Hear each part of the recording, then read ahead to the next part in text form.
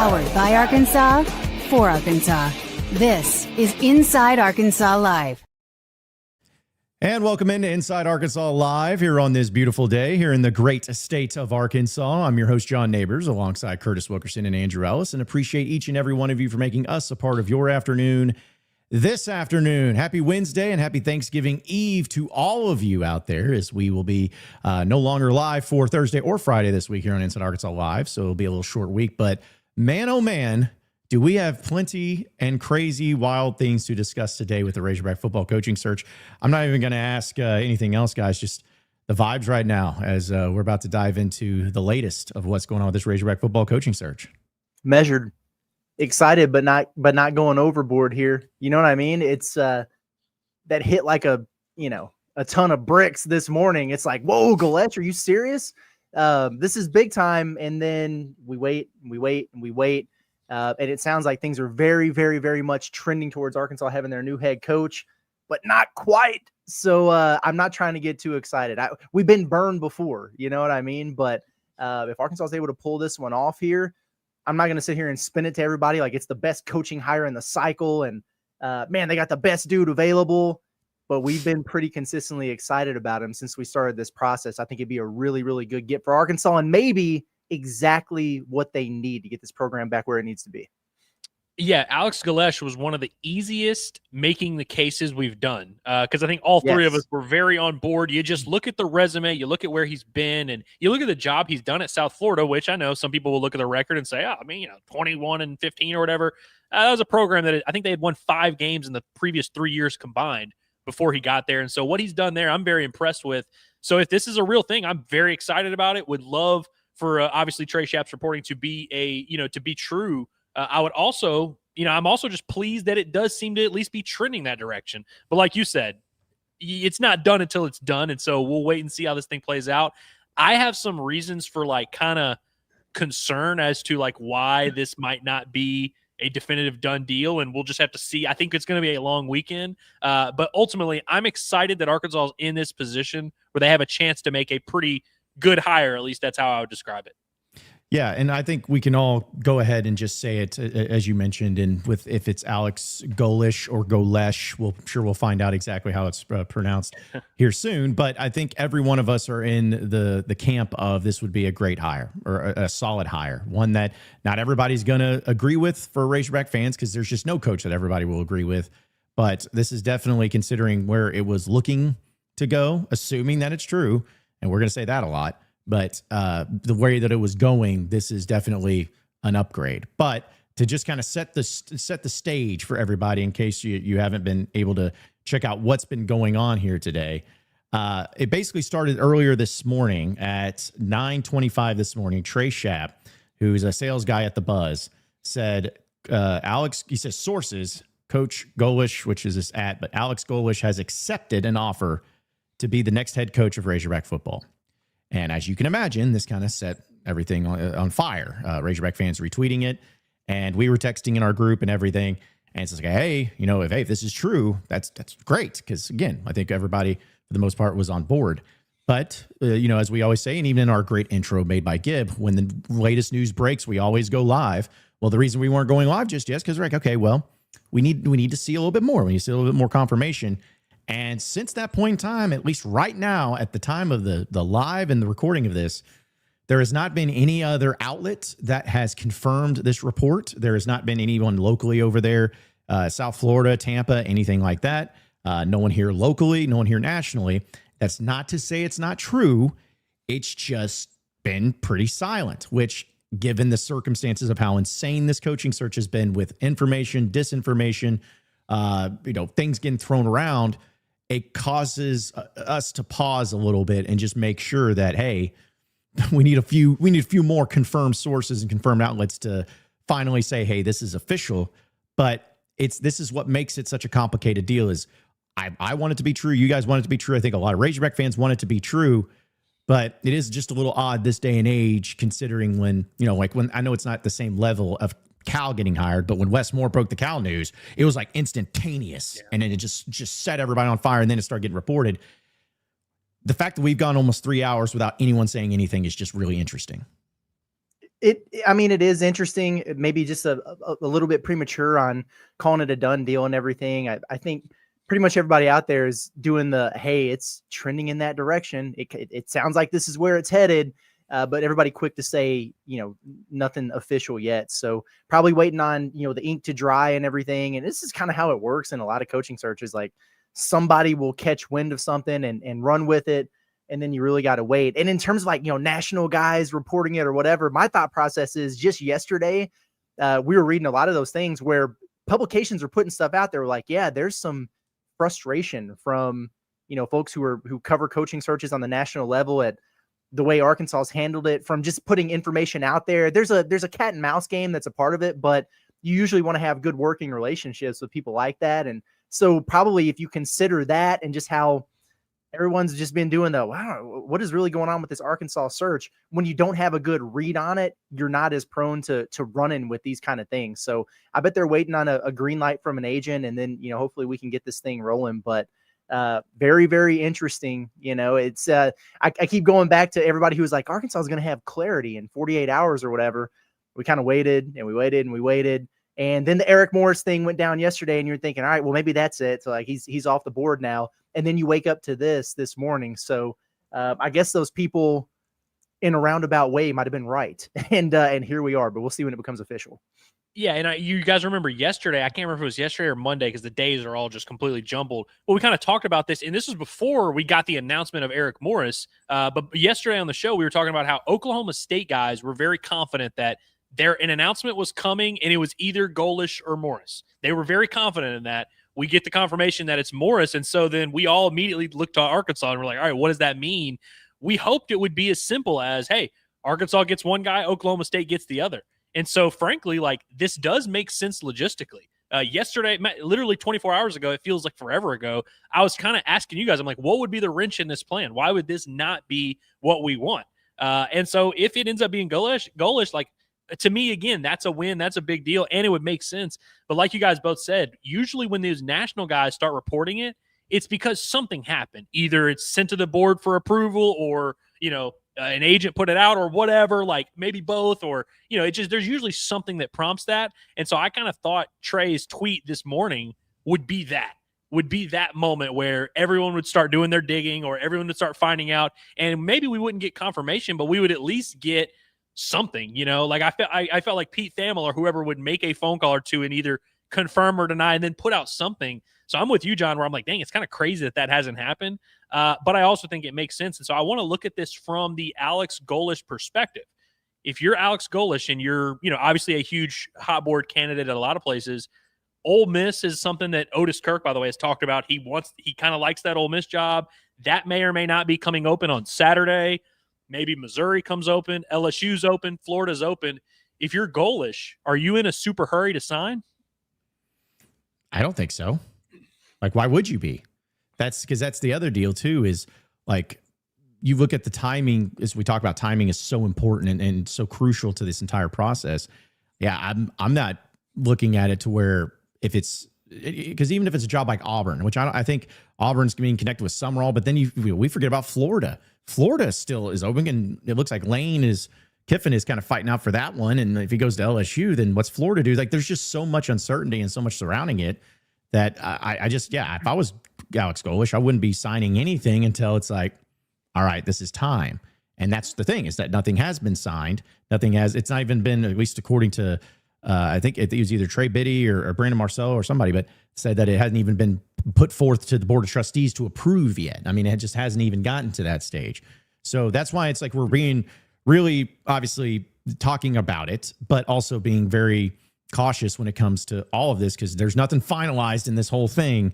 And until you sign on the dotted line, nothing's official. And that's why we just need to, everybody, us, the chat, everybody that's listening and watching, which we appreciate, just remember that nothing at this point in time is official until it's pen to paper. And until that point, we just got to treat it as such. Yeah, for sure. And there is such thing as like an agreement in principle, handshake agreements and everything like that. And that's usually the stage where things get leaked. So nobody's saying it's not going to happen. But to call it official is a little bit premature. I see a bunch of people in the chat. I'm not lecturing or yelling at you, but a lot of people saying, what are you talking about? 24/7 Sports saying it done. This guy's saying it's done. No, they're not. They're writing stories aggregating on a report based on Trey Schapp's tweet. Like if you go look at Hog Sports, at least right before we started this show, it was report Alex Golesh should be Arkansas's head coach, and it was directly reflecting Trey Schapp's tweet. And even Biddy said, hey, based on what I'm hearing, this hasn't been put before the board yet, and it's his to take, but it's not done. So if you see that stuff on Twitter, that's all great and everything. It's, if you get irritated by clickbait or whatever, click it and read it. You know what I mean? And so we're just we're keeping it real with you here on what exactly is going on. Well, and honestly, even if you just look at Trey's tweet, if you look at the wording of it, he says, has agreed to become the next head coach. He didn't say anything about a contract. He didn't say anything about it's official or it's done and it's signed and the board of trustees, And so I think everyone, like to your point, has kind of drawn their conclusions based on what they've seen on Twitter and based on what the story, the wording of the story they've heard. But I think if you really look closely, nobody, and I do mean nobody, has said that this is a done deal. Like nobody, including Trey Schapp, who said he has agreed to become the next head coach of the Arkansas Razorbacks. Well, I can agree to give Curtis $500. That doesn't mean Curtis is getting $500. That doesn't mean that it's left my bank account. That doesn't mean I'm even going to do it. I can agree to do that and not do it. Not saying that's what's happening here. And so I hope that what we're doing is not being viewed as like, hey, we're throwing cold water. We're really not. But I do also think that we go back to the Wes Moore thing, because when Wes Moore tweeted out the Cal thing, immediately it spread like wildfire. We all got our resolution so immediately. And so I think we all have that in our mind, and we're like, oh, okay. So Trey Schapp reporting it, one, this might be like the Wes Moore thing where the local guy breaks it before everybody else and it's all great. And also we're going to get our answer immediately. And I just don't know if either of those things are necessarily true. I would lean toward him being right, and ultimately what he said ended up being true. I can buy that. I don't know that we're going to get resolution as quickly as it seems like everyone wants to get resolution. Now, listen, I know we're going to have a lot to talk about today, folks, because we'll try to get to your chats. We'll see if we may just have to talk about all of our great sponsors and not actually do the segments, depending on how everything goes. And because there could be happening during the live show today where the news officially breaks from some national sources about Arkansas and Alex Golesh and everything like that. But want to remind everybody that here on Inside Arkansas Live, we're presented by our friends over at the Drain Masters of Arkansas, because we know that Drain Masters are officially licensed plumbing in Northwest Arkansas, the River Valley, Oklahoma, and beyond. They can help you out when it comes to all of your plumbing and drain cleaning needs with reliable and professional service, which is what we always want in our lives, especially when it comes to something as important as having the right plumbing and having the right draining when it comes to our home or business. So if you need to request a service, give them a call today at 479-646-5585. That's 479-646-5585. Or you can scan that QR code on your screen right there. It'll take you right to their website to where you can request a service there. And the best thing about it is if you tell them that Inside Arkansas sent you, you get 10% off all their services. That's right, 10% off all of the services. Just tell them that Inside Arkansas sent you. Anything and everything plumbing related, no job is too big or too small. Drain Masters of Arkansas will always have you covered. Again, we're talking about the possibility of what is going on. But either way, we have the situation with Alex Golesh and could not be the coach officially for Arkansas. But one thing that we can also talk about, guys, of maybe if you want to indicate why it could be at least getting closer, Bobby Petrino put out a statement today, which certainly seemed like a farewell statement, if you will. I know we're going to talk more about the Golesh side of things, but essentially what Bobby said, and appreciate him, because not many coaches have put out thank you letters after they're no longer going to be the coach. Just saying. But essentially what we had from Bobby here was, he said, Razorback family, second chances are hard to come by in this business. I know how rare it is to return to a place that's always meant so much. Being back at the Arkansas sideline has been both an honor and a privilege, and I appreciate it every day of it, no matter how this weekend turns out. My pride is in this team, won't change. These players showed up, went to work, faced adversity the right way, and stayed committed to each other. That's all any of the coaches can ask for. I'm equally proud of our staff, who never settled for excuses and instead showed up every day, kept the standard high, and gave these players all they had. He says to the Razorback fans, thank you. You welcomed me back with the same pride and passion for this place. You stood by the team, showed up, and reminded me that Arkansas is just not a job. It's a family. Whatever the future holds, I'll always be grateful for the opportunity to lead this team again and be a part of the Arkansas community once again. From my family to yours, I wish everyone a safe and blessed Thanksgiving with respect and appreciation, Bobby Petrino. So love the note, all of that. And, we can talk about that too. But that's another thing that kind of came out afterwards that kind of leaned towards, all right, Well, it looks like Bobby's not getting the job, so another candidate, if you will, eliminated from the process. Yeah, that's what they were saying, was that Hunter is reaching out to all the candidates who didn't get the job to say, hey, you ain't getting the job. So I guess Bobby was included in that there. So that was a classy statement. That's more than you got from Sam Pittman. I'm not demanding that every coach who leaves a program or is not going to be with the program anymore has to do something like that. But this is a really unique circumstance, and probably one when he left the first time that he never thought was going to be possible. And, is an opportunity that I think he cherished and valued and meant a lot to him. And I think it was cool for him to put out that statement. It looks like it's been really well received. I wish it would have gone better for him here in the interim.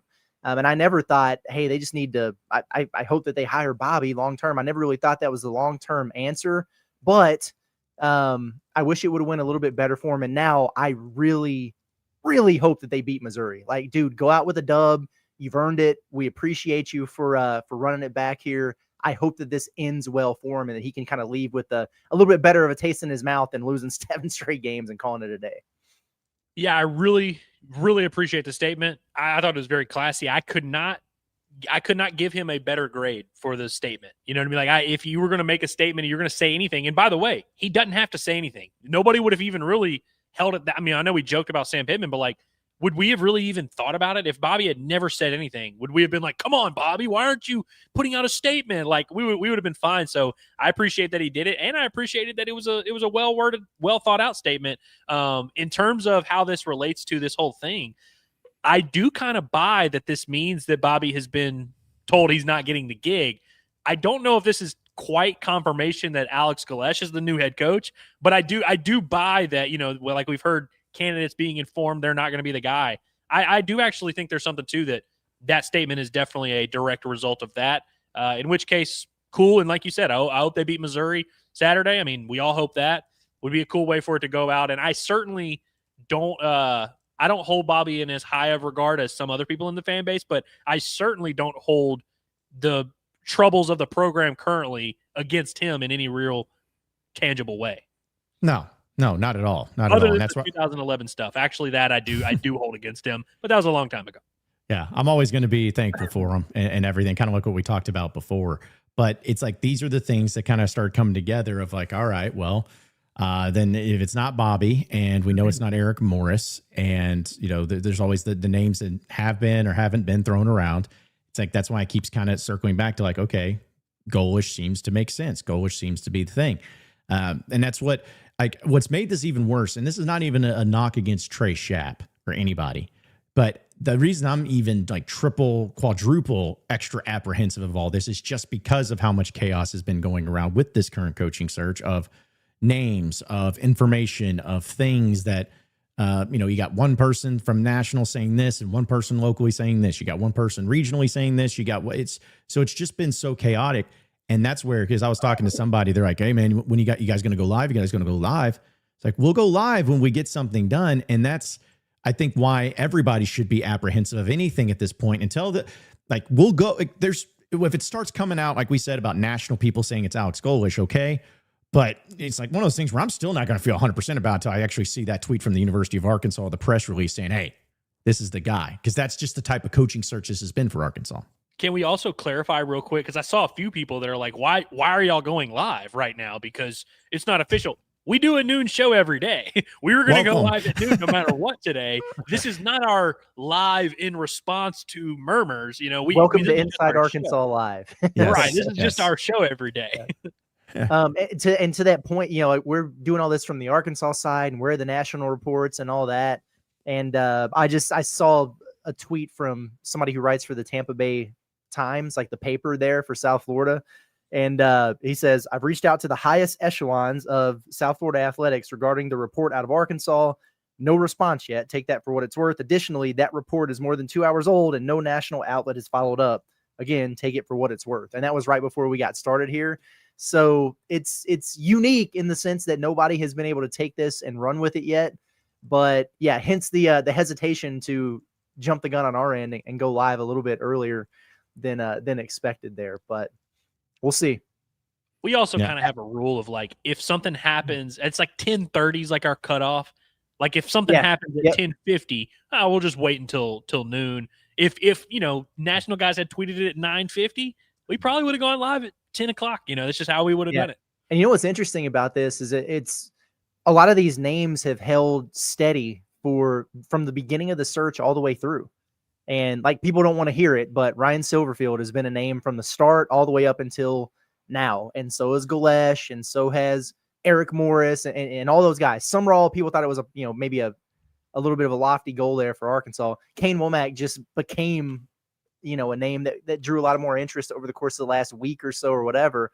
But the one, at least on my end, and I think this is the case with several people out there, the one that had gotten the most quiet over the course of the last, 4 or 5 days to a week, is Alex Golesh. Like, there wasn't a whole lot there from him. Things are going crazy with the smoke with Morris. Silverfield, again, whether people want to admit it or not, there's been a lot going behind the scenes there. And then obviously Kane Womack, that's really been blowing up. And I kind of almost resigned myself to, man, I guess, and we talked about it a little bit earlier. I know, Andrew, you mentioned it. Maybe he's trying to just wait for what he thinks is bigger and better things, or he's got some other irons in the fire. I don't know. Like, we heard even Josh Pate last night. I listen to his show all the time, and he was talking about the Arkansas search and where do they go now. And he was like, I would go to Alex Golesh, but I'm not sure that he's actually even available to Arkansas. And when I heard that, I was like, well, damn. And now here we are. So in terms of like the secrecy of this search and, Juracek keeping things close to the vest and all that, assuming this winds up being the case, then maybe that's true. And we can talk all day. I know there's a lot of back and forth on how good of a hire is this? How bad of a hire is it? And I'm sure we'll give our opinions, but interesting turn of events here in the final hours of the search, no doubt. Okay, so obviously, again, we've clarified 1,000 times, but I'm going to keep repeating it just in case there's any confusion. The deal's not official, so it's not a done deal, and so we are not assuming that it's done. But for the sake of my next sentence, let's assume that this does play out with Alex Golesh eventually becoming Arkansas's head coach. Would some of y'all, and I'm asking y'all the fans, would y'all maybe go back and look at, when Pete Thamel went on ESPN and gave his list of 4 guys, which was Morris, Womack, Golesh, and Silverfield, and everyone looked at that list and was like, no way in hell. There's no way we are hiring one of those coaches. We've got something way bigger in the works. Everyone dismissed that entirely. When Pete Nakos had the exact same list, everyone dismissed it entirely. When Brandon Marcello confirmed a very similar list, I think he kind of alluded to maybe another mystery guy that nobody had known about, but he mentioned Morris, mentioned Golesh, mentioned all these guys, and everyone dismissed it entirely. If it does turn out to be true that Arkansas kind of had their pick between Morris and Golesh, and they went with Golesh, and cool, would people then maybe look back at that and say, oh, maybe we were like kind of tripping for being so dismissive of this? Like, do you think anyone's going to feel that way? I mean, listen, I think that, I think some people will, for one, but I also think some people will kind of look back and just, because of how much got put out there, like, just people were so chaotic that it may not even enter into their mind. It's just be like in one ear and out the other, didn't happen type of thing, and move on. Because it's just, people are going to then focus on, hey, the excitement, or in some cases, if people are upset by the new coaching hire. But I think it's just maybe they need to teach a class on, or a lesson on the covering and how these things go down in the modern era of college athletics and sports. Because this has been a very chaotic thing. And as we continue to say, Virginia Tech's really the only major job that's been filled. And so you still have a lot of major jobs out there that some people are still waiting and seeing how it's all going to play out. So, I believe that there'll be like a learning thing in all of this and maybe an adjustment to it. But considering this was the first major one, at least in Arkansas, I think it's going to kind of have people open up their eyes a little bit on what went down or what potentially went down for this craziness. So let's see. Okay, we'll get to your chats, folks, and everything, because, I know we have a lot to get into. But we also want to let everybody know that a week from today, we're going to be live at Blue Ember Smokehouse in Rogers. That's right, Blue Ember Smokehouse in Rogers. It's the family-owned smokehouse specializing in handcrafted barbecue, from tender brisket to home-cooked sides. You'll find a hearty meal for every member of the family. A lot of you have already hit up Blue Ember Smokehouse to have it taken care of when it comes to your Thanksgiving feast, which is going to be happening tomorrow, which is crazy that it's gotten to this point. But don't worry, if you're still wanting to get one of those great whole turkeys or whole hams ordered, so that way it can take care of you for the holiday season. They're doing orders on Christmas right now as well. So any of those locations, the 6 locations across the state of Arkansas, it's at Fort Smith, Jonesboro, Texarkana, Little Rock, Hot Springs, and Rogers. give them a call today and set up an appointment to where you can come and pick up your great whole turkey or whole ham or turkey breast, whatever it may be, with all the great sides to feed the family and loved ones this holiday season. They can cater any sort of event. It could be weddings, it could be parties, it could be meetings. And also next Wednesday when we're live at Blue Ember, we're going to be giving away two $100 gift cards to 2 lucky Inside Arkansas Live listeners. So be on the lookout for that no matter what it is, though. Check out Blue Ember Smokehouse. You can check out their website at blueembersmokehouse.com. It's Blue Ember Smokehouse. Thank you for supporting the local Blue Ember Smokehouse. So, well, guys, and again, if you're just joining us, we're talking about the potential news of Arkansas hiring Alex Golesh as the head coach, and still waiting on some other things to kind of break out here. But just to give a real quick overview, I know we did the making the case for it, but just to remind everybody that our guy Alex Golesh is from Moscow, and no, it's not. There's not a place called Moscow, Arkansas. It's Moscow, Russia. That's where he's from. He was born there. He played at Ohio State, or was his alma mater is Ohio State, and he's had a coaching ranks where he was at a high school in 2003, then became at Ohio State. He was there for 3 seasons as a GA, as well as Northern Illinois, Oklahoma State. 2009 went to Toledo as the running backs coach, and was there. Coach there at Toledo. Well, I guess it would have to be from 2009 to 2011. Who was there during that time? I'm fairly certain he worked with Matt Campbell. Oh, how about that? Just saying, everybody talked about Arkansas having a conversation with Matt Campbell. What is it a crime to call a guy and ask about one of his former colleagues? I mean, that would make sense to me. I think that's adding up. Actually, it looks like, I'm sorry, Andrew, Tim Beckman was the head coach there during that time. So, but still, I think Campbell may have been there at the end. But either way, he was at Illinois from 20. They did work together. Right. Yeah. But he was at Illinois from 2014 to 2015 as tight end coach. Then at Iowa State from 2016 to 2019 as the tight ends coach, and then goes to UCF as the co-offensive coordinator, tight end coach, and then follows, of course, we know Josh Heupel to Tennessee as the offensive coordinator in 21 and 22, where they had one of the most prolific offenses, and then in 2023 became the head coach of South Florida, to where he's led them to 7-6, 7-6, and 8-3 records, respectively. And if anyone's like, well, that's not impressive. Well, if you think about South Florida literally winning 5 games in 4 years, the previous 4 seasons, you'll know exactly how impressive that is. But and also can't forget, guys, he's married to a woman from Greenwood, Arkansas, who grew up a Razorback fan and went to every Razorback game. So just want to know a little bit about his background. Lovely. I'm excited about this one, man. I am too. Hope it goes down. My favorite part of his resume, I do love what he's done at South Florida. And I was right before we went live, I was talking to you guys about how much I've enjoyed watching his teams this year, and just from a gambling standpoint. One, I mean, I like to make money. I bet on South Florida a lot. I make a lot of money. It's nice, but also his time at Tennessee, those offenses, y'all remember Hendon Hooker and how big of a deal. I mean, they went into Tuscaloosa and beat Alabama that year. He had Hendon Hooker, who has as much talent as me and Curtis. He was about to win the Heisman, and I believe he got drafted in the first or second round. No disrespect to Hendon Hooker. That is a testament to Alex Golesh. That is a really impressive, and not to say because Tennessee obviously went to the playoff last year. They've had a lot of success. Their offenses have not been the same. And John, I know you spoke with Eric Kane, who felt that way as well, but just statistically, it's been a little bit of a drop off. Now they were number 1 in the country and everything is last year there. So they were going to drop off to an extent, but Nico Iamaleava didn't have a ton of success there. Their offense is good this year, but they're not leading the nation in anything. There's been a little bit of a drop off, and that's saying something, because Josh Heupel is one of the best offensive minds in the country. So it's if Josh Heupel is somewhat dependent on you, that tells me something about how much you know ball. Well, and sorry, Curtis, go ahead. No, you're fine. You're good. I was just gonna read what Eric Kane, who covers the Tennessee Volunteers, does Locked On Vols, and does a great job of covering all the things there. He had this to say when the report was going around. He texted me and said, "Golesh is the man. He's a big fan. Saw him last month when he was up here talking about Knoxville recruiting. Just a great down to earth dude. Now he has his quirks like any coach does, but he's headstrong and has a great mind. Evolves offensively and is a butt kicker." I won't say that word, but he's meaning he gets after it with his players. That's the number one thing Tennessee has missed on the offensive end. The offense has gotten back to form without him. However, there's no butt kicker on the staff. All nice guys, but Golesh is that dude. So if you look at any of the replies from Tennessee fans on some of these tweets, they're big on him. So not saying that's the number one endorsement, but it's a lot better seeing that than the opposite of everyone's like, thank goodness, goodbye. Like that's a good sign.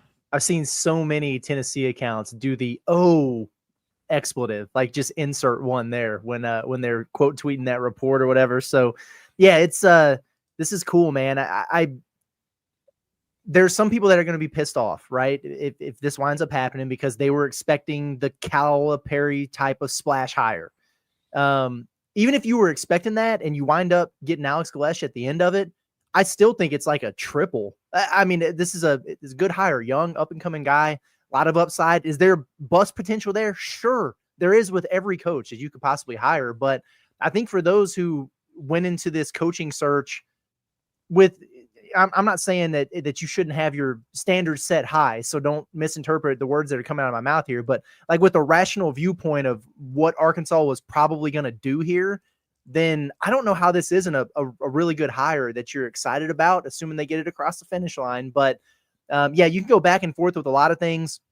I know a lot of people I've seen that graphic going around of, yeah, but look at his record at South Florida against teams with a winning record in the American or whatever. And well, he's got so much NIL over there relative to the rest of the conference. So is it really that impressive?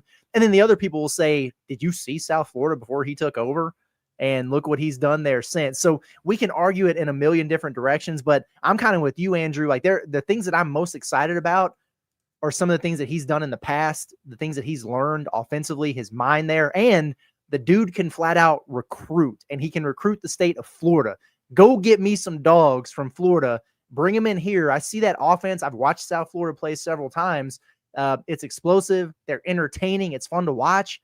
Get them a higher caliber of athlete and player over at Arkansas. Even if it's not you're rolling in the NIL bucks or whatever, you should be able to upgrade, right? So it seems like the possibility of that translating should be relatively high. And that excites me. You got to get the right staff and the defense, and you got to have the support and everything like that's got to be there. But there's potential there for this to be pretty cool. So I'm looking forward to it. Well, I also think that the offense too, that was what we talked about. All the days have run together, but talking about like an offensive minded head coach, because that's what I wanted. Like, that's what I wanted to see of like how I feel like that's kind of the way that Arkansas has been so successful, or at least been at their most successful, is when they've had somebody there of note. And if you want to have also this to throw out there about Golesh when he went to Tennessee, because it's always something that people bring up. Oh, have they done it in the SEC? You know, are they ready for the SEC? Well, Golesh has. And when he got there to Tennessee in 2021, he was a tight ends coach and as well as the offense coordinator, and then went into it. But he helped Tennessee in 2021 shatter 8 team season records, including total points, total offensive yards, total touchdowns, points after touchdown made, total first downs, rushing first downs, fewest interceptions thrown, and passing efficiency all in one season. Tennessee improved their scoring offense by 101 spots, where they went from 108th in the country before he arrived to boom, 7th in 2021. So to give you just a landscape of him walking into a situation where it's like, oh, he just inherited all this. No, that's what they did. And everyone remembers that offense and how exciting it was. So if he's able to just, we talked about the funding and the players, and if he's able to put it together, and Arkansas and everything involved, it's about the funding. That's what it comes down to each and every time. The funding, is they're going to be financially supported. If he has that, I think there's a very high ceiling for him here at Arkansas. It's just a matter of, will everybody else, the administration, boosters, everybody involved, are they going to play ball literally and set this man up for success? Because this is a guy that I think has a very high ceiling if you do. I would agree with that. And I like what you said about the money, because it obviously has to be there. And we say that about everybody of like, oh, well, if you give him a lot of NIL, he can have success. Well, yeah, that's kind of a prerequisite. We kind of know that going in of like, these guys are going to need support around them. They're going to need to hire a good staff, all those things. I look at what he did at South Florida. And so I've heard people, you remember we talked about Ryan Silverfield, and everyone said, well, you got to dismiss what Ryan Silverfield did because he took over a wagon and Memphis has all this crazy money. Well, now I'm hearing people say that about Golesh, where they're like, oh, I mean, of course he had success at South Florida. They've got all that money. Are all these AAC teams just loaded? Like, why did I not know about this? And by the way, he raised it. Like we've talked about it before.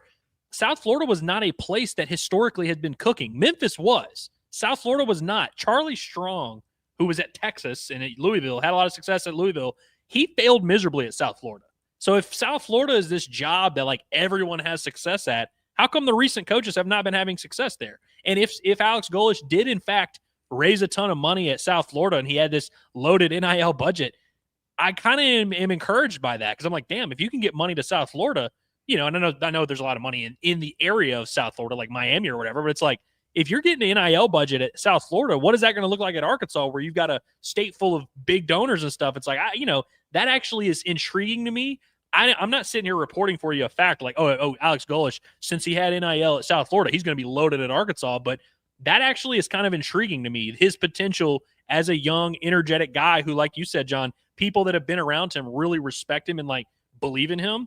If he can get that at Arkansas, I mean, on a large scale, I know it's easier said than done. Like, I'm intrigued by that possibility. And going back to the point you made, Curtis, like, is this a guaranteed hire? No. Is this even a home run hire? Maybe not. But it's like, given the situation at Arkansas, I think this is about as good as you could have asked for. And I for one am very excited about it, and we'll gladly support this as they try to make this work. Me too, man. And I again, like, I understand the thought process, the sentiment behind this has to stop. This has got to get better. We've got to take football seriously. You got to go out there and make a splash. You got to go get a sitting Power 4 coach. You got to go make the Calipari move for football. The other part of this that we have to remember, and everybody knows, like the John Tyson angle of this and everything, it would require something like that for them to do it for football. But also, Arkansas basketball was at the time very much a destination job. It is one of the, I'm not saying it's the best job in the country, but certainly up there, certainly more highly thought of than Arkansas football is right now. And, think about it, they were coming off of 3 Sweet 16s and a couple of Elite 8s over the course of 4 years. A lot of tradition there. They pack out the house with a huge ass arena. The NIL situation was already believed to be solid, even though Eric Musselman had kind of ruined that down the stretch. So that's why they were connected to guys like Chris Beard and some others there early on before they wound up with Cal. But nothing ever really felt completely off the table for Arkansas basketball. This is a little bit of a different situation. Are they better off than they were when they were in the Sam Pittman hiring process? I certainly think so. But, it would have required something, I don't want to say extraordinary, but extraordinary for them to be able to really pull off a crazy hire, which is why I don't doubt that they shot their shot for James Franklin, or, that they want Rhett Lashley, or that they've tried to engage with Matt Campbell. Like, I don't doubt all those things. I believe it when people say, oh, Hunter Yurchek has talked to 600 candidates for this job and trying to figure it out. But at the end of the day, I think we all kind of felt like most likely, unless they really do just get this crazy influx of money and resources in the program, you're probably going to land somewhere in this range. And for me, Golesh was one of the top, if not the top guys in that particular range. Real quick, I'll just say it certainly doesn't help when you've had certain people on the internet that have been really promising all these fans, oh, you're definitely getting this awesome Power 4 coach. Oh, dude, Matt Campbell, he's ready to come fly the plane and sign today. And oh, Dillingham, Dilly, he's coming. I wish. You know what I mean? Yeah. And like all that sounds great, but it's like it doesn't help the fan reaction when you make a really solid hire in Golesh, because they've been told they were getting something way cooler. And so it's like, for those fans, I feel sorry for you, but you didn't hear that from us. Well, I'll tell you this, and like we talked about, everybody will. I would say a lot of people are going to be more excited about this. Actually, I know for a fact, more excited about this than it would have been of Silverfield or Womack or Petrino. I mean, other than maybe the olds on Facebook, as they always get referred to as. But this is the one that's like, hey, for all of the coaches that were legitimately and realistically in the mix, this is an exciting one. And because of that, all it's going to take, guys, is that press conference to happen and him call the Hogs great and him just be all, and then everyone's going to get on board.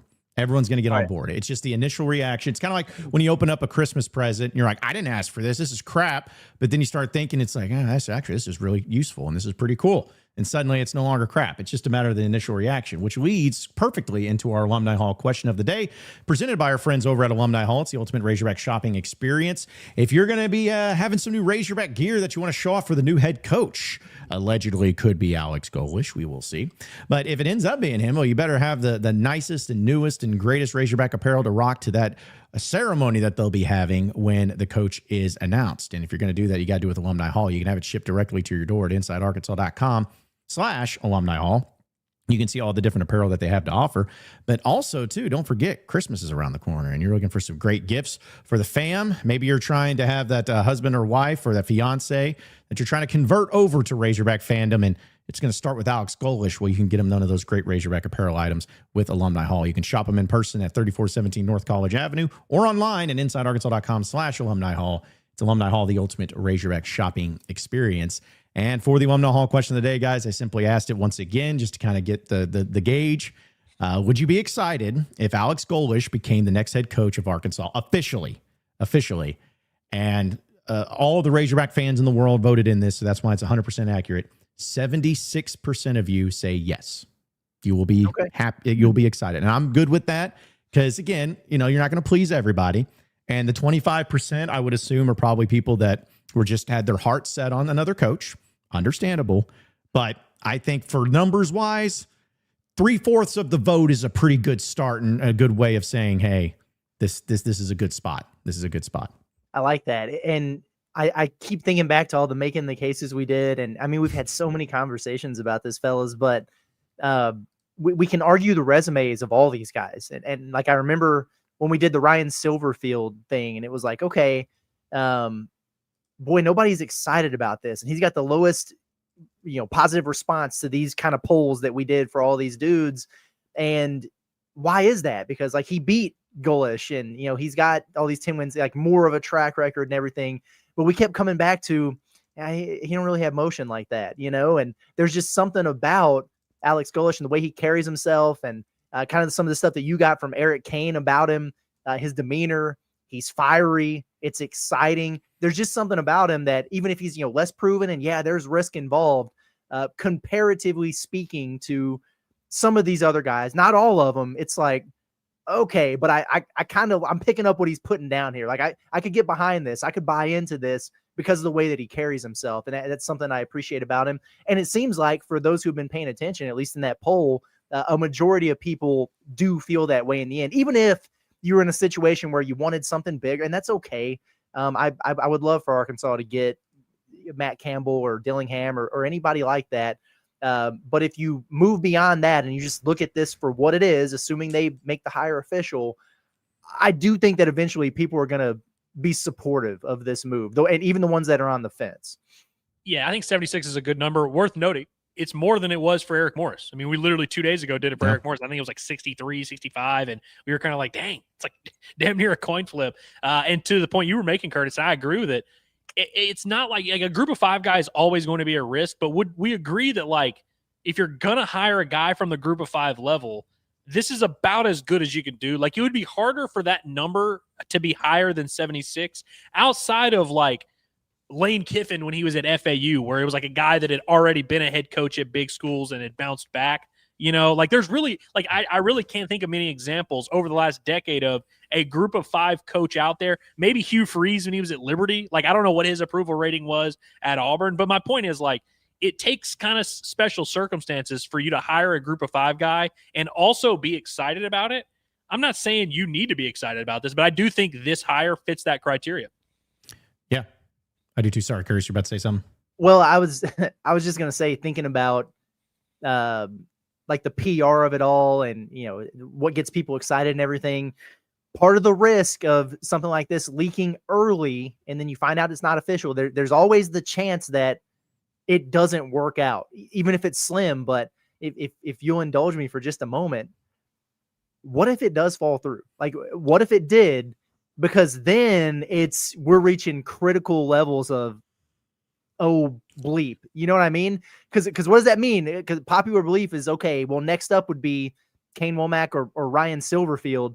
So if you had the Lashley thing, you had the Franklin thing, Morris debating on whether or not that was real or not, I think it was, and then Golesh, and everybody's been able to stew on that for a while and talk themselves into it. If that didn't work out and you had to go even further down the list, to me, like if you don't get him, you better just figure it out and go get a sitting people or something, because at that point, if you had to move on down to plan Z or something, it could get ugly. So that's not a world I want to live in. I hope that this gets finalized ASAP and we get that man in here, because the madness is already reaching a fever pitch. I can't even imagine the levels it would get to if this thing didn't work out. Well, for Franklin, you remember when the Franklin thing happened, immediately everyone from Arkansas started saying, well, they didn't even offer him. They didn't even talk to him. They weren't in the mix at all. And then whenever the Morris thing happened, I tweeted out a joke and everyone responds with like, no, they didn't even offer him. What are you talking about? He didn't choose Oklahoma State. We chose, whatever. With Golesh, it has been reported by everyone that Arkansas offered the job. So they would not have that immediate pivot of like, oh, well, of course we didn't get Alex Golesh. We like this guy. Dude, I'm just telling you, Curtis, when you started laying that out, I got sick. I got like literally almost like threw up, because that is sorry. No, but but it's an honest thing of like, that would be the ultimate nightmare scenario, because then it goes into the level of, oh, you got excited. You got because everybody's got this heart attack thing going on right now. The emotions are high. Tensions are high. We know it. Y'all know it. The American people know it. Everybody's on edge. Everybody's on edge. And this is the first, well, I shouldn't say the first, but at least one of the only times where people are like, we have something that at least is somewhat maybe possibly credible from the sales guy at the Buzz. So let's look into this and maybe we can hold on to this and maybe it ends up being true, because no one said it's not, but it could end up being true. And when you hold on to that and you get teased like that, with everything being as hotly contested right now, and it ends up being not true and doesn't come to fruition, I don't know how anyone recovers. I'm serious. I joked about it in the text group. I'm like, whoever the coach is, don't even have a ceremony. Don't even do it. Just send out a tweet and go, because that people will lose their minds. Again, I make the reference, and it's a stupid one, but I'm still going to make it. It's like on Family Guy, whenever they go to the doctor and the doctor's all like, oh my goodness, when they look at the paper and they're like, what is it? Oh no, it's a drawing that my kid made. It's terrible. It's like just this constant teasing. The people are just immediately going to get fed up. So please, for all that is holy, do not let what Curtis Wilkerson just said on this program ever come anywhere true to fruition. Just please don't let that happen. Whoever they would wind up hiring too, like Hunter would be up there, and he'll still do the thing of, hey, this is our guy all along. He's the only one that we offered to 6'7", and it just, I don't want to live in that world, bro.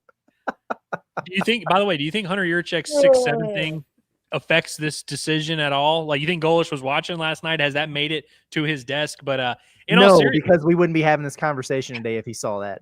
Yeah, fair enough. And so I know we did the poll and it said 76% on Twitter. I am very surprised, and I'm not going to do the thing that I always do and yell at the chat, but I am surprised by the pushback in the chat, I will say. But I wonder how many, because we have a lot of people in here today, more than we normally do. I'm wondering how many of them have not been with us this whole time. Not to say like, hey, you got to listen to every show, but I feel like most of our daily listeners maybe don't agree with us, but they're at least on the same page, and where like this Golesh thing isn't a out of left field. Where did this come from? So I hope most people get it, but I am surprised by how many people in the chat are like, why would y'all be excited about this? Well, I mean, considering that normally we get millions of people that watch our show every day, and today we have billions, I think that we can understand why. Like, hey, you're going to get some more people that are in there too. So, and you just piss me off, Curtis, because that's stupid 6'7" nonsense. So it's just like I'm a roller coaster over here. I'm a human powder keg. The peak for Arkansas football under Alex Golesh. I'm so mad I could cry, like eat. What is it? Eat. Never mind. I'm not going to say it because that's not going to be sounding good at all. Just roll with it. It's fine. Nobody cares. Okay. But anyway, we're going to get to your chats, folks. Again, trying to make sense out of the nonsensical thing that is this Razorback coaching search. I want to remind everybody that Goat Lab Red is your place to be. It's your game day tradition when it comes to all things Razorbacks. You can check out pregame, during the game, postgame at their new location right there at 1214 North Garland Avenue. Razorback basketball is going to be hot and heavy. I know they're playing Duke tomorrow. I don't know if you heard about it. It was in all the papers this morning. They're going to be playing Duke on Thanksgiving. Well, they're going to be closed on Thanksgiving. But every other game that you have the Razorback basketball team playing in, head over to Goat Lab Red, because they're going to do progressive wing deals where the more points that are scored, the cheaper the wings become until they are free. That's right, free 99. and you need to check it out because their wings are fantastic, and you can sit there and watch great Razorback games. And also, you can see us on Inside Arkansas Live. We play there each and every day at noon. It's an awesome spot. It's a new spot, and it's the place for all of your Razorback during, and post-game action. So grab a signature burger, grab one of their Goat Lab brews like Razorback Tusk or Tusk Light, and they will have you all taken care of with their big TVs there, 1214 North Garland Avenue. It's Goat Lab Red, your new game day tradition, and our official sponsor of the Inside Arkansas Recruiting Podcast, which we'll plug for Dudley. He was joined by, almost called him Connor Nolan. Oh my gosh. I was like, just had a flashback to about 6 years ago. Good grief. Kane Archer. He was joined by Kane Archer this morning on the Inside Arkansas Recruiting Podcast. And I'm just telling you, something to watch for, depending on who this coach ends up being. Maybe there's something there. So what's up, Curtis?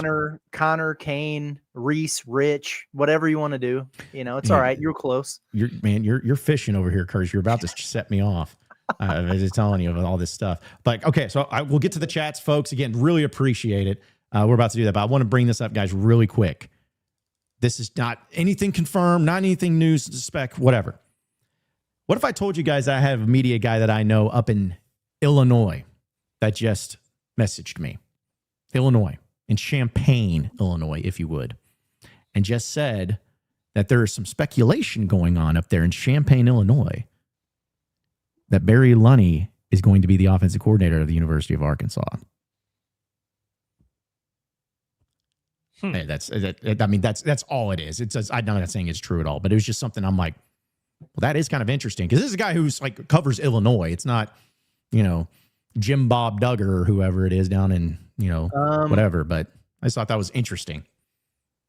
Would that make? I mean, I guess you technically would have an OC, but that connection is weird to me because I'm just like, would be. Like you said, like I guess the point you were about to make before I cut you off was that usually guys like Golesh who are big time offensive guys and like to call their own plays and stuff, their OC is kind of just whatever random guy they pick with them. It's not like they don't usually go outward to find an OC. So that is interesting to me. Now, one thing I would say, this would be my thought process. I'm not saying it's happening or if it's even an option, but maybe the thought process is, hey, have somebody connected with the state of Arkansas with a great relationship with the high schools, because that has been missing. That has been a problem.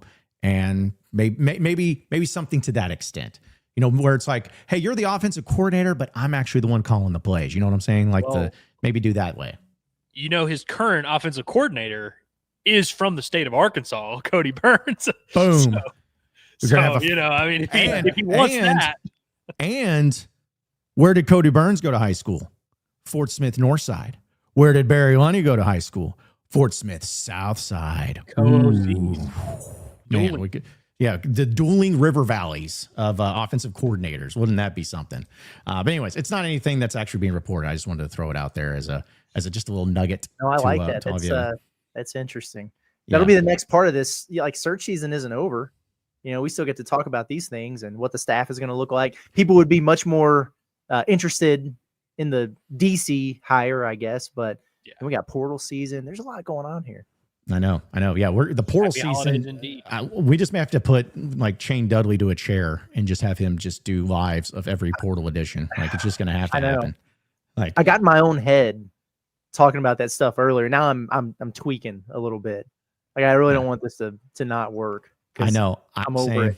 Same. We got to doing the show. We started talking about him because we were all over it, but this is like one that is, I think, best case scenario, realistic best case scenario. So let's just do it. No more talk. Just do it. Just sign the papers. Sign the dotted line. Let's move forward. The clock is ticking. Let's do this. I texted you guys this before. I have to drive to Arkadelphia at some point during this, and I just know without a shadow of a doubt, as soon as I get that car loaded up and boom, oh, hey, Pete Thamel's going to want to chime in. Oh, hey, here's Marcelo with this report. It's gonna drive me nuts. Yeah, it's also could be the complete opposite, where they come out and be like, actually, it's not him, it is Kane Womack, and then, all right, listen, I may have to go live stream and solo. Yeah, at least if it's Golesh, you can clip out everything I've said in this and just the scene is going to be like the Dark Knight Rises at the end when the cops are fighting with all the people. Like, that's what the streets of Fayetteville are going to become, man. I was about to say, if like say Brett McMurphy put out like, no, Alex Golesh is not a candidate or not interested in the Arkansas job, we got to go live, right? I mean, yes, just just go live and we can immediately get into the chat and get Yes. everybody's reaction. We will read the tweet and then go to the chat like that. That's what it will be. So, speaking of going to the chat, really appreciate it, folks. As we all know, super chats get read first. It's just the rules here on the show, but we appreciate it. We'll start at the beginning. Normally we kind of bounce around, but this is just the way to keep up because there's so many. And we appreciate all of you. Be sure to subscribe to Inside Arkansas for all the Razorback news, football, basketball, baseball, all that great stuff. But shout out to Mason. Appreciate the super chat. Says Ellis already throwing haymakers today. Absolutely love it. Had a baby. This is a misconception though. I've not been throwing haymakers. I literally will just pop in the Discord and be like, "Are y'all sure Matt Campbell's leaving Iowa State to go to Arkansas?" And then people just floodgates of like, "You piece of crap, you hater, bro. You won't let us have any fun. Big Pig ASAP told me it was a done deal." You know, it's just like that's all it's been. I haven't said anything that controversial in there. Yeah, well, that's just the way it gets. Especially again, tensions are high. Everybody just relax and be nice to one another. Be civil. Sharkansas says the Russian boars are going after an actual Russian boar. Dude, that's great because I thought about that, Sharkansas. I'm going to give you credit, but I thought about that when Golesh originally was being talked about. I'm like, how cool? Like, they better do some stuff about that. Like, assuming that he's cool with like kind of having some fun with his heritage, but like do some stuff. It's got Russian boars have to be mixed into the mix, like graphics, something like that. Shout out to our guy Hayden, says we are all comrades now. Welcome our Russian boar. So it's already spreading. There we go. Yep, already spreading. Let's see. BDJB says already talked myself into it the last 2 hours, and now I'm going to be pissed if it doesn't happen. Yep. I think that's the fair stance to be honest with you. I think we should all be pissed if it doesn't happen now. And I'm telling you right now, if it's not true, y'all don't need to direct any hatred towards us or to anybody. You just flood that sales guy from the Buzz's mentions, and you go over there and you find out what's going on. Just saying, like, don't come at anybody else. Go at the source, literally, of all of it. If it ends up being wrong, don't come after us. So when I say this, I swear I'm not saying this like backhandedly or like sarcastically.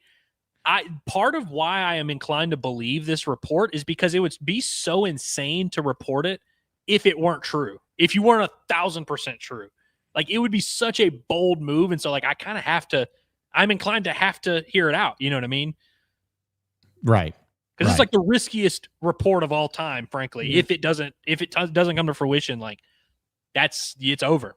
Yeah. And he's gotten it wrong before. He was one of those that reported that the athletic director was going to be Derek Cragg, like said, confirmed, and it wasn't. So it's like, it's not to say that there's not times that it could be wrong, but I think that's why most people are just like, hey, let's just be hopeful that this is going to happen. And I think Trey Biddy actually brought up was a good point. He's like, well, if Arkansas doesn't hire him, he's going to a different SEC school. Like he's gone. I think we can all agree he's out of South Florida. He's not going to be their head coach next year, but he's going somewhere. Yeah, he's coveted. Yeah, he'll wind up somewhere for sure. For sure. All right. Let's see. Woo MF Peg appreciates says, is this going to end the Russia-Ukraine war? People are talking. Trump may put out a tweet and just be like, that'll be the first question at the press conference. Yes. I can't wait. I'm sure it's going to be great. Grant says it's official. The people working the department got the email. My sister's mother-in-law for the athletic department told me it's official. Grant, stop. I'm not saying you're wrong, but we don't need to start this. I'm not saying it's false. Let's not start that. Okay. But we appreciate the super chat nonetheless. We appreciate it. We just don't need any more headaches. What'd you say? I believe him. Oh. Well, if he paid $5 for it, it's bought and paid for information. Little Rock just says his OC is Cody Burns, is my cousin, Fort Smith native. We need to make this happen. Yeah. It would be kind of crazy to see Cody Burns come back. And, he went to Auburn and won a national championship. He's got a ring on his finger. Played for Auburn, Gus Malzahn, all that. And that's another thing to where, Arkansas connections. Cody Burns has a lot of Arkansas connections. So if he ends up bringing him, I'm all for it. Like, that's the thing is that whoever the head coach is, hire the staff you want. Like, get the quarterback you want. There's nothing like, hey, well, you need to keep KJ Jackson. Hey, if he wants to, great. But if you want somebody else, great too. Like, just let the coach do the thing. Let's see. Filthy Tom says Otis Kirk said we didn't interview Golesh yesterday. He did say that. Yes, he did say that. Which, I'm not confirming or denying what he said. I think people just have to take that up with Otis Kirk. Yeah, I will. I mean, again, like there's been a lot of information that's been put out there by folks that it turns up to not be right or not be accurate or whatever. That doesn't mean they weren't told that by sources. Right. And so, if maybe he got bad info or he was part of us, the smoke screen or whatever. I don't know what that looks like, but people get so pissed about it. Like, it's not like Otis woke up and was like, I think I'm just going to tweet this for no reason. He did also say that information was from Sunday is what he said. He was told that on Sunday. Yeah. And that's my biggest thing is just like, it's nobody's going to go out there and say, like Otis we know Otis. We don't know him like really well, but we know Otis as a colleague, and it's like he's not the type that just does that stuff. Like that just doesn't happen. Right. So, let's see. Our guy Dre says Yurchek saying 6'7" should be a war crime. We'll get into that, but thank you for the super chat. We'll get into that. Hog J just says remember Dana Altman. Yeah, thank you. Yes, but yes. He hadn't called the Hogs yet, at least. I do remember Dana Altman. Yeah. Man, it's just one of those. It's like everyone talks about crazy coaching source for Arkansas. That one still just doesn't get talked about enough nationally. I feel like the man literally held a press conference and then bounced the next day. Like that just is that is wild. The only one I ever knew that to do that wasn't it Billy Donovan when he went to the Magic? You guys remember that? He went to the Magic for like a day. Yes, I do remember that. And then he left to go. Yeah, that was like the only other time I remember that. That's right. Jason says Durkin for DC if he doesn't get a head coaching job. Sure. I'll take him. I'll take Durkin. Sure. Don't tell Quinn. Don't tell Quinn. That. Quinn, don't listen. Don't listen. Don't get mad. I hope Durkin gets that head coaching job though. Yeah, seriously. Let's see. Nick says if randomly beating a mediocre Florida team is the thing that gets you the job, give Mark Stoops the damn job. He's beaten mediocre Florida teams several times. I'm going to assume, Nick, that you're not a fan of the hire of Alex Golesh if it's him. So it is funny though. Yeah. Well, what's funny is I saw somebody on the Discord that was like, oh, well, he's always giving up 40 and like he's winning all his games 44-41 or whatever. And I'm like, well, he did beat an SEC team like 18-17 or whatever it was. Like they did kind of win an ugly knockdown drag out game. But I also don't think that Florida game is like as relevant. It's certainly a notable thing and something that we'll point to, but I don't think like that is the entire case here. I think the case would be like pretty much his entire tenure outside of that one Saturday. Yeah. Austin just says, hey, I got something I want to send y'all. I assume, is it the super chat that you're sending us? Because if that's the case, thank you. But sorry, we have so many people. We have billions of people in this chat, folks. So if we miss something, we're going to try to get to it all. But we appreciate all of you. Our guy Dre says, we were spoiled with the Coach Cal announcement, which is 1,000% true. Not for everybody, but I mean, guys, how many times we hear about, but remember Cal, and remember the Cal hire? Like, hey, it's like, that was something that maybe in the moment we didn't really realize of like, oh gosh, this is going to set everything badly. Or it's just like, everyone's just going to expect something like this every time. And it's not going to happen. Circumstances are different all around there, but a lot of people are hanging on to that with hope something greater will happen here. There's also a lot of people comparing this hire to Chad Morris, which is actually just kind of insane. Like literally the only thing they have in common is that they both coached at a lower level. Like Golesh is literally, and this is a true statement. You can look this up. Golesh's worst season at South Florida is better than Chad Morris's best season at SMU. That is a fact, actually. Mm-hmm.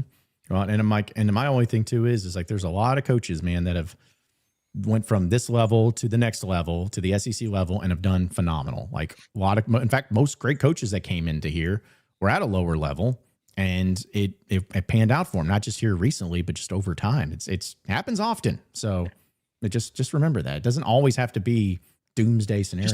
Just like the Cal hire is not the new rule. Chad Morris hire is not the rule there either, or it's like, correct. It doesn't have to always be one or the other. Correct. Tuna's house. Appreciate Super Chat. Goes, if Golesh is the guy, what does that mean for NIL? Very undetermined, by the way. Yeah. Yeah. I mean, we feel confidently that they've tried to engage higher level coaches and it hasn't gotten them too far. Is that because of NIL and the uncertainties there? Is it because of the administration? Is it because you can't afford them to pay them or whatever, or the buyout, which I think Golesh has like a $1.5 million buyout, but there could be a lot of things there. I would say, regardless of who they wind up with, I do think that their NIL situation is going to be better than it was this past year. But is it going to be enough to really make a dent with who you're competing against?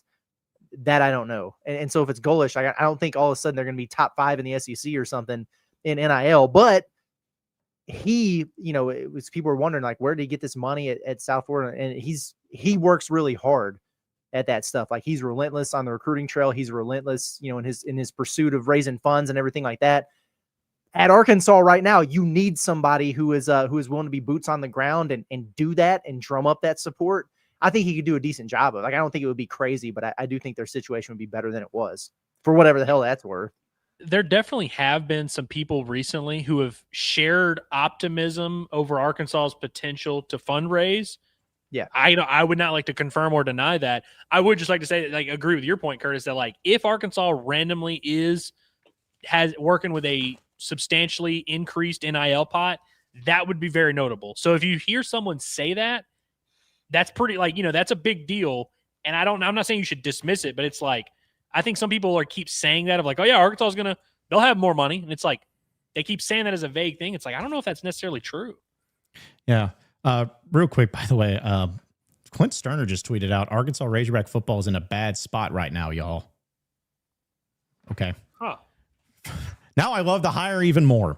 Let's see. The sun rose this morning. Thank you, Clint. Yeah. Where'd you park your squad car, Dick Tracy? All right. Before we continue on, I want to remind everybody that we have a real estate expert here on Inside Arkansas, and her name is Gracie Frizzell. She is the official real estate expert of Inside Arkansas because she is officially licensed in both Arkansas and in Oklahoma. Gracie is here to take care of all of your real estate needs. Doesn't matter if you're looking for an investment property, a game day getaway, land investment, or even a new home, Gracie is your trusted guide from start to finish. You can give her a call or a text today at 501-690-3868. That's 501-690-3868 for questions on all things real estate. Or you can check her out on Instagram at Gracie Frizz. She's also helping me find a place right now too, which is always an incredible journey, but she's making it a lot easier for me. But you just need to hit her up. She'll take care of it all. It's Gracie Frizzell of Collier and Associates, the official real estate expert of Inside Arkansas. All right, continuing to get to your chats, folks. Again, we'll try. Who knows how long we'll be streaming today on this show. I mean, it just depends on how long things go. Before we hop right back in the chat, I was looking at the Football Scoop article again. Mm-hmm. And I'm just thinking about what is this going to look like? Because we're just talking about NIL. So I was thinking about money and everything. And one of the points they made there was that Jurecek wanted that signed agreement, right? Of, contract, where the hell they call it, memorandum of understanding. But the quote was he wanted that before this weekend's games are over because he doesn't want to get into a bidding war.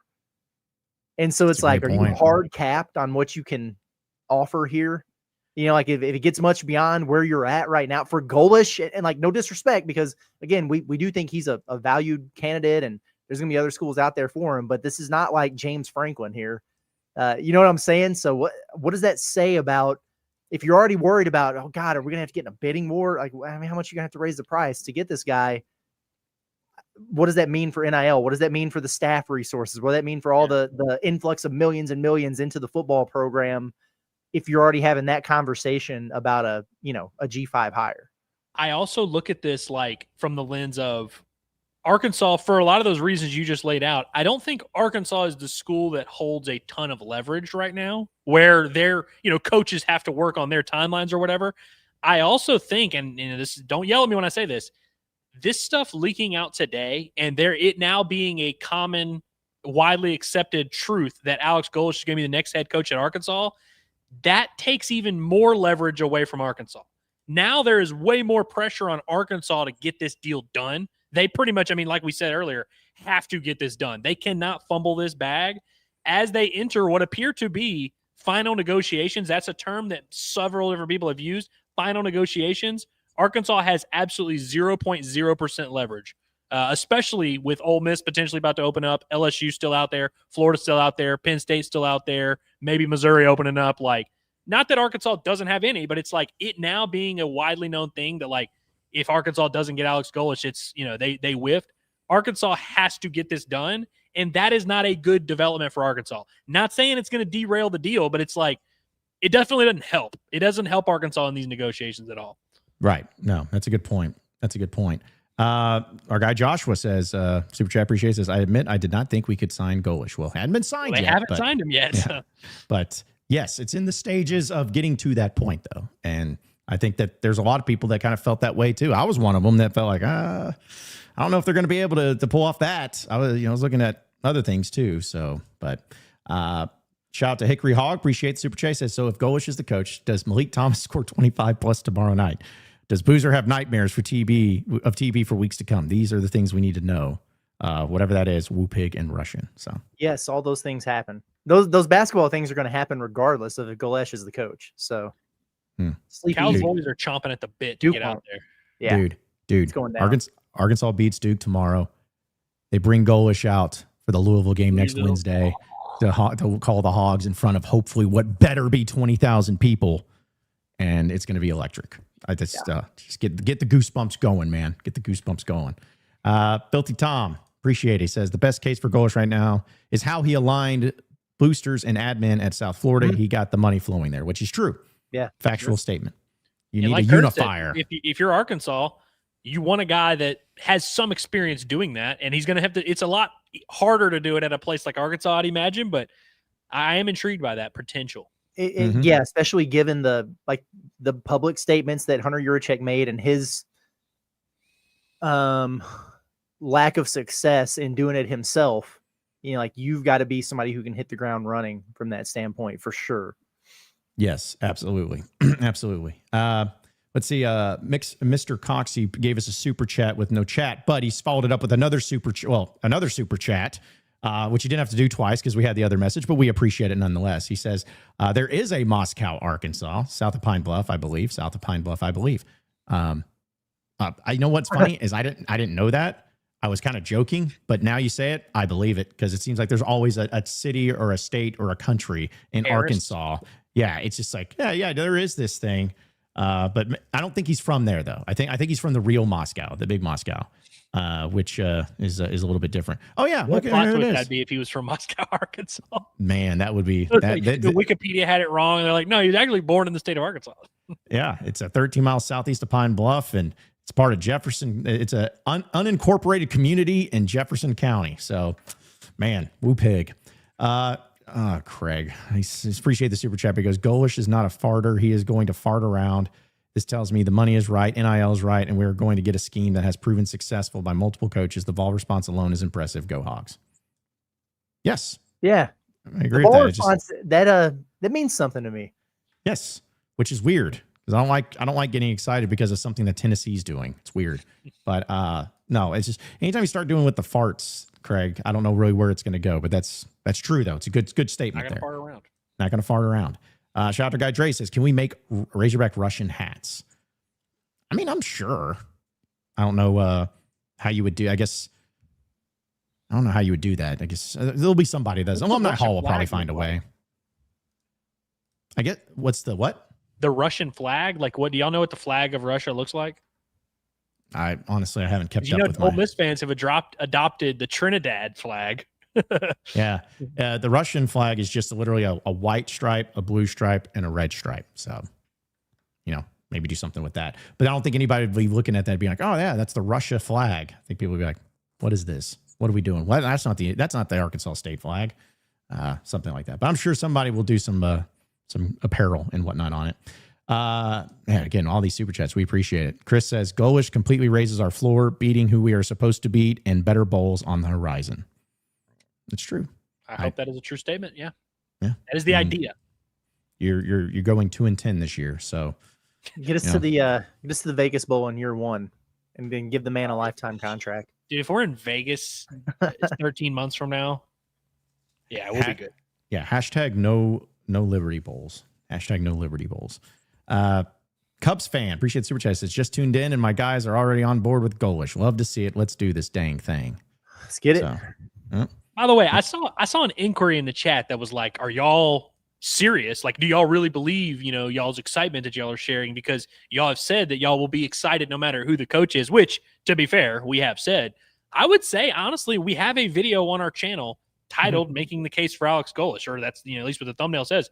just go watch that video. And, we've talked about it. We have our opinions. We're not saying you have to share our opinions. We really aren't. But we did talk about it in depth, and we all shared optimism and excitement in that time. And that was a few weeks ago. And so it's like, I still do feel all those things that I felt. But I really hope that this show doesn't sound like it's us being like, you guys need to be excited. You have to be thrilled about this hire. Like if you're not excited about it, that's perfectly fine. Like it really is acceptable. I mean, especially with Arkansas football, you'd be kind of stupid not to be a little bit skeptical. Yeah. And my thing is like, you can be excited if you want. You can be bummed if you want. I'm just saying, give it a chance. If you're a Razorback fan, just give it a shot. See what happens. Who knows? Folks they'll come around to it. Oh yeah. Yeah, first they will. press conference. That's what I'm saying. I didn't buy it, but then I saw him speak with that little red beard, and man, they would even come around to Silverfield, man. Like I keep coming back to, people said, from December through the entire summer, no, I'm out. I don't care. Let me know when there's change. I'm done with this football program. Everybody was back on that Kool-Aid for year 6 of Sam Pittman coming into the year. Mm-hmm. Yep. And like there was a turn, SEC Media Day happened, and then it was like a switch flipped on and everybody was on it. You're Razorback fans, man. You love it. You can't get enough of the Razorback Kool-Aid. So you'll be, whoever it is, you'll wind up on board. That's right. That's right. I mean, it's all it's going to take is him getting up there in that press conference and just being like, I'm not, they showed me the trophy cases earlier today and it pissed me off. That boot trophy's coming back here. That battle line rivalry trophy that everyone hates and nobody cares about. It's coming back here. We're going to make it happen. And you guys, I know it's not as big of news, but it certainly seems like also the LSU game's coming back to Thanksgiving weekend next year for Arkansas at home. So, I mean, there could be some real good, fun, positive vibes happening with everything involved. Let's see. We have a few new members like Ralph W. We'll go with it. But thank you for becoming a member. We appreciate all of our members like Woo Pig MK. Okay.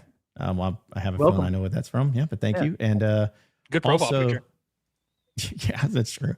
Also, Mason says LSU are absolutely correct by throwing haymakers. I'm actually thinking like a rational person in the Discord, which, careful. Yeah. Dude, I've had quite the 24 hours in that Discord. I always love to just like come in, stir it up, and then just leave for days at a time. It's my favorite pastime. Yeah. Ellis is the one that comes into a party, takes a dump in the middle of the floor, and then leaves. And everyone's like, just upper decks the toilet. yeah. Just like, what a guy. Thank you for that. Michael says, unhappy about this hire. I wanted Gus or Petrino, which, Michael, again, your opinion, that's fine. That's a bit. Quotes from 2012. Yeah. It's like, that was so long ago. And, again, this isn't even officially the hire yet. Like it's looking that way, but it's not official. So don't worry, you can get Gus Miles on. Yeah. Hey, you could even get Petrino because Petrino in his statement didn't say he said whatever the future may hold, no matter how this plays out.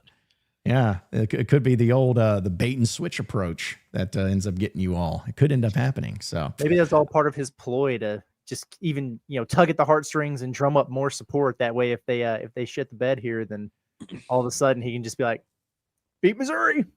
Yep. Well, exactly. Back. And everybody was like, screw it, fine. That's all it'll take. Just ending Eli Drinkwitz's season here, and maybe his tenure at Missouri because with everything's going on. But see, they're trying to give him a new contract or whatever. Mm-hmm. Yeah, they're trying to lock that stuff down as well. I mean, everybody's doing everything, man. It's just a wild time. But that's what happens when you have about 18 different major college football openings and craziness with agents just trying to get the most money out of everybody. It's wild times. It's wild times.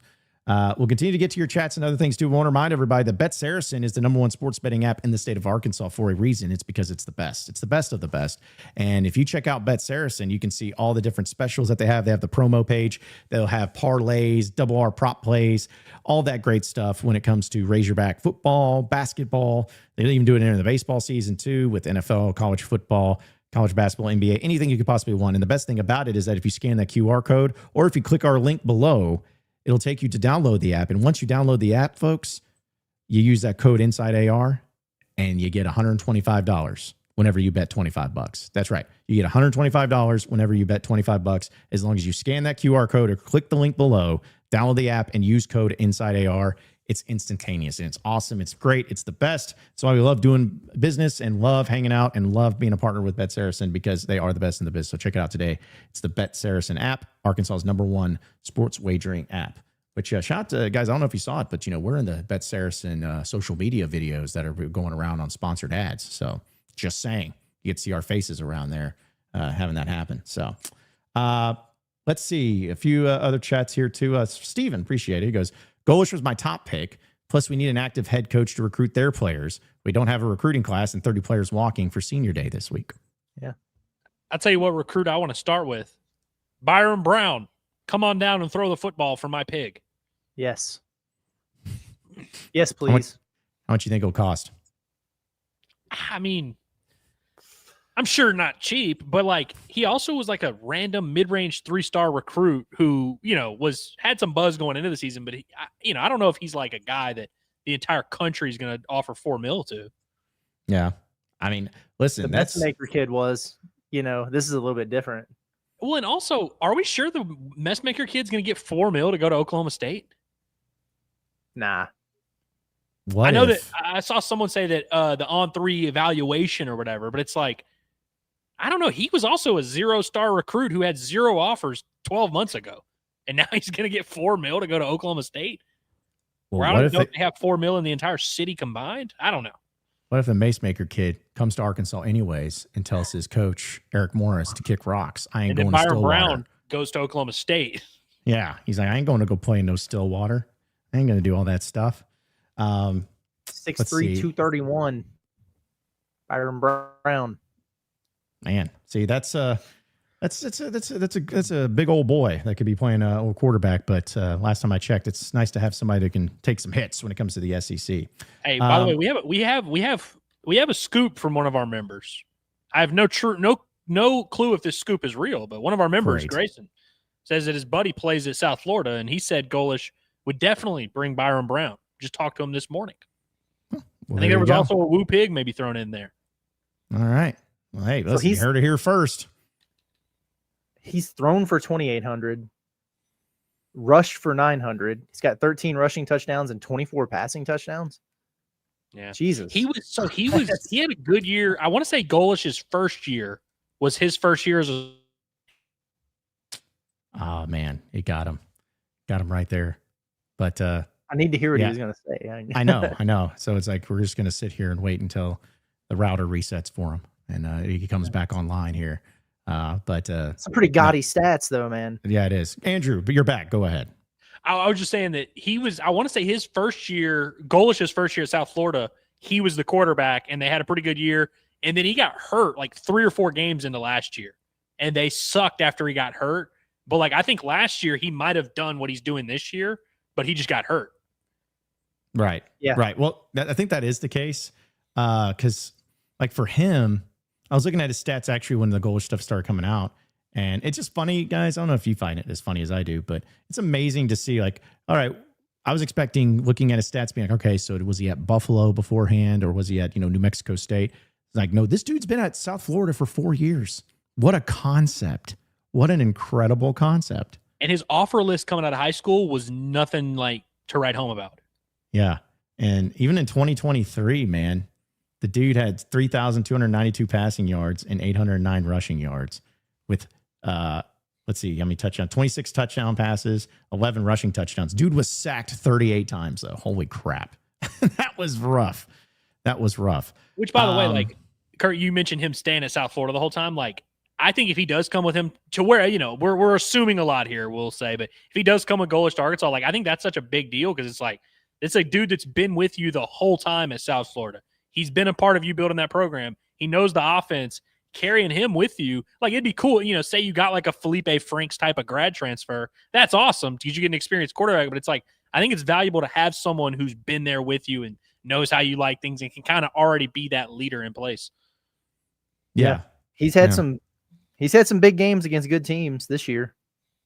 Yep. Threw for 263 and 66 rushing yards on Florida in that win.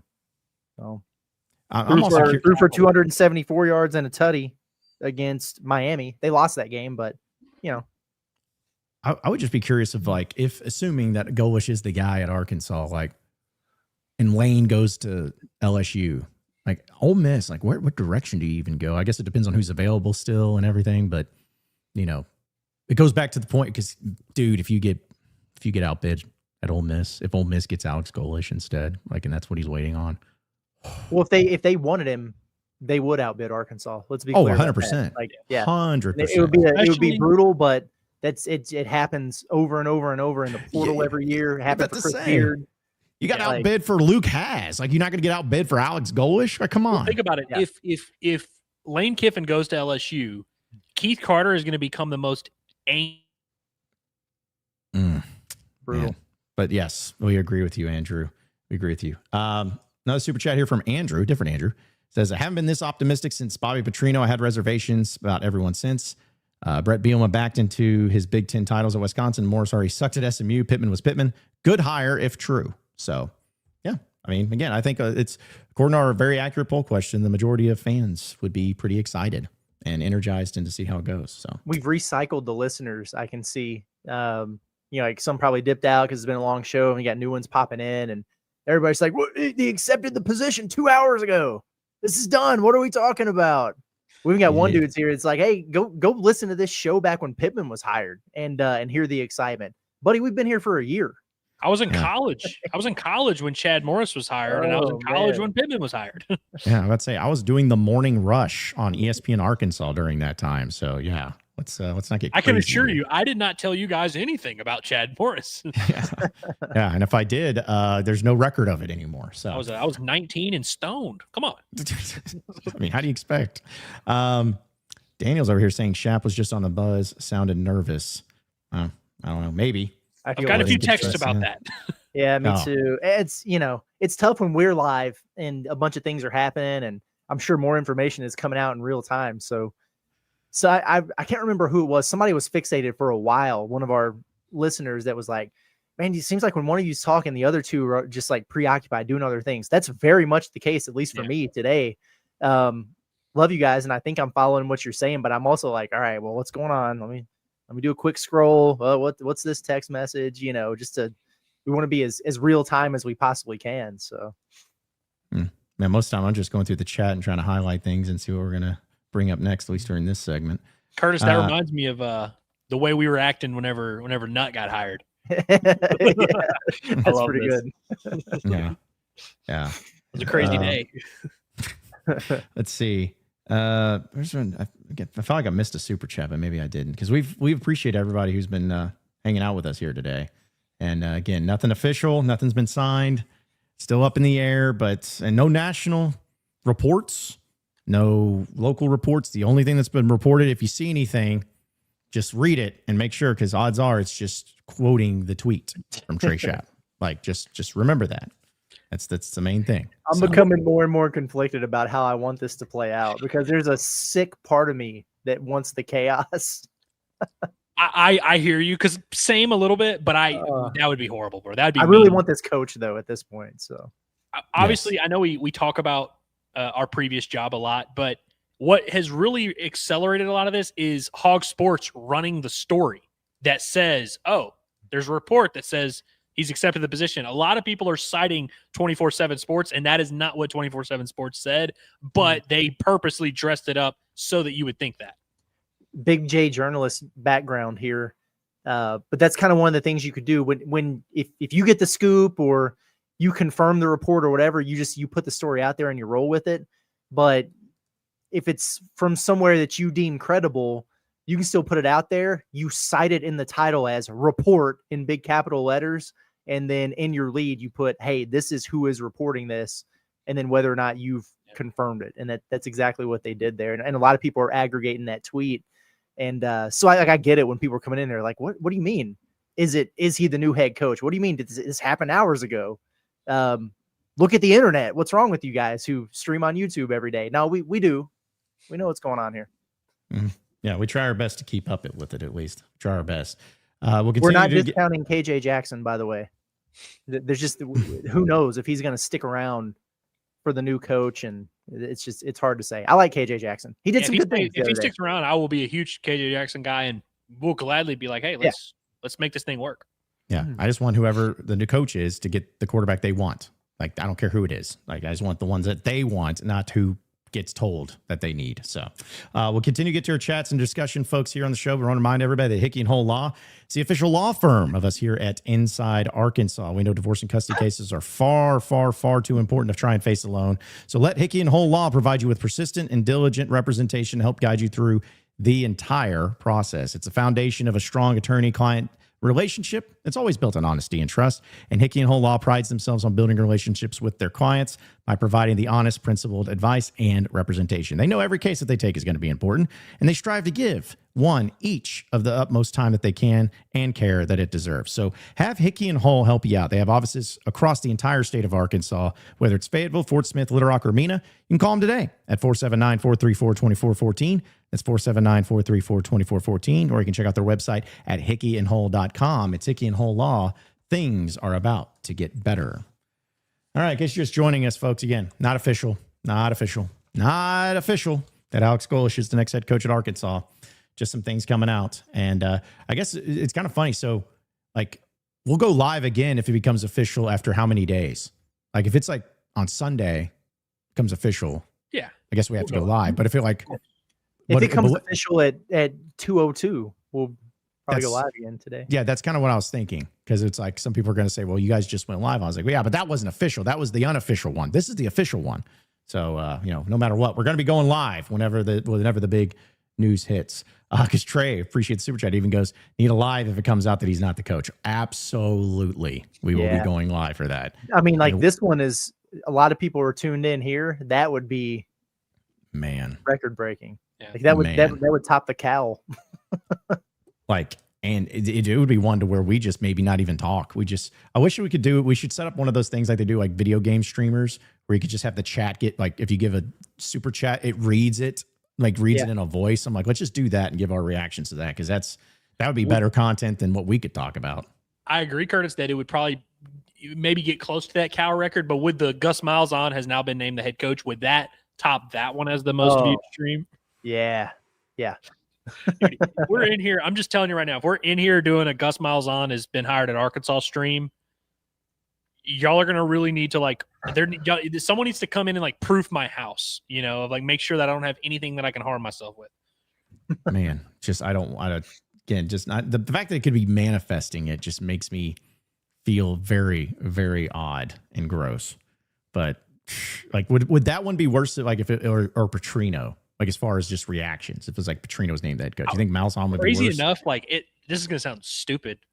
At this point, of all, like, the possibilities, like, Petrino wouldn't excite me, but, like, that wouldn't even be the most egregious thing they could do. There are far more egregious things they could do. Man. Yeah. I wouldn't be happy on that stream, but I wouldn't be, like, into the world, because I'd be like, they just got told to know by everybody, and, we jumped the gun, and so this is what we get. No, nobody's going to want to hear from me on a stream if it ends up being Bobby Petrino. I'm just saying, like, nobody's going to want to hear from me. Come on, John, come on. You'll come back around. No, like, I will come back around in the manner of, like, I'm going to give this shot. That's what I'm saying. Like, people will get mad at me for saying, hey, I'll give this a shot, as long as, let's look more into it. I'm not all in, but let's see. And everyone's just going to be like, this is your fault. You're the one that called in and, did all that. I was like, yeah, that was me. A notorious person that the U of A listens to when it comes to coaches. That would be me. This is wild. I want to play a few videos real quick, guys, because I know we'll get some more of your chats. But just to kind of show Alex Golesh a little bit, one of the most fun videos that I always enjoyed, of course, was him and having a pretty nasty little handshake here. Always a great thing. Being at practice, him mic'd up, and how that went. You mic'd up? I am. Come on. Coach Pasquale. Hey, shout out our deep block, man. We don't really mess with offense, but we foul. Take yourself where you haven't been before and find a way. And you're mentally strong enough. You just got to go to a place where you can get there. You with me? Cole, let's go. If I wasn't mic'd up, Jonathan, I would tell you what that really looked like. I love it. Good, Kelly. You're getting more and more comfortable every day. Next play, reset, next play. Robo arm, how are you feeling? Yes, me too. Find a way. Find a way to keep pushing consistent the entire day. Everybody with me? Yes, let's go, man. Let's go. Grind on 2, 1, 2. Lock in. Some people would call you an artist. You any good at art? No. What about route? The art of route running. I sound pretty good. Hey, you know what, Pat? Hey, Pat, I'm gonna hang right here then. You got a shout out to anybody in the villages right here? Hey, shout out Coach Pettis. Shout out the whole coaching staff. Shout out the city of Wildwood too, man. Shout out the city of Wildwood. Great job. Yes, Peyton, that's a great job. You got a shout out to anybody in Raleigh? Shout out to my mom, shout out to my dad, shout out to my little brother. You know, shout out to Razorback. That's our king right there, boys. I see you, Aimer. I see you, Aimer. He does. He's got a leg. That's why we recruited him, Kelly. If he didn't have a good leg, then it would have been a bad deal. Square it up, LD. Your chin strap, it doesn't need to be really tight, super tight. Nah, I could probably take the helmet off to be real. I trust my team. Caquavius. Hey, if you're going to move, have a sense of urgency moving. Good job communicating. Brother, look at where you are. Elite day-to-day? Oh, my goodness. Like, literally the best day of my life. All right. This better happen. Just saying. Sign the paperwork. I feel like he'd mess with us, man. We would be back. So we'd bad. be at Tin Roof kicking it back with him in no time. Yeah. Well, at least the best thing about it, because, we're joking about the whole thing with like calling the hogs in the press conference.